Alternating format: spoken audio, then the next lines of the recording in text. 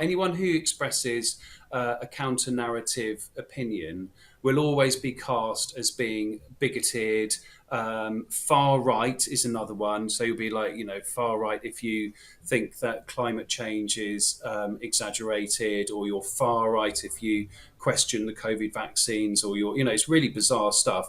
And the same thing goes with the transgender stuff. So we've always had people in society who are transsexual, right? But what I'm talking about is the ideological indoctrination of young people with that ideology. So young children at the age of 6, 7, 8 being told you might be in the wrong body. Well, they don't need to be hearing that. They don't need to be hearing that at school. That's not the function of a school.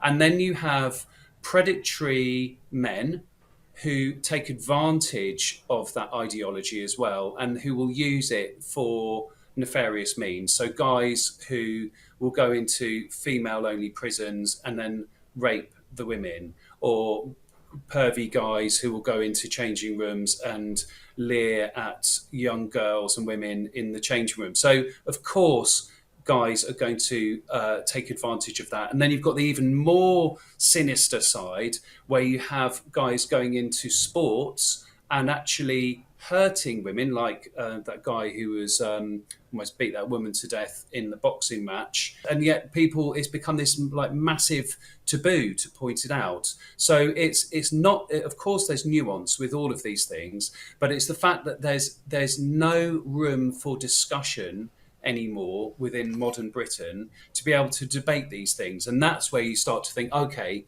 then there's something a little bit more nefarious going on.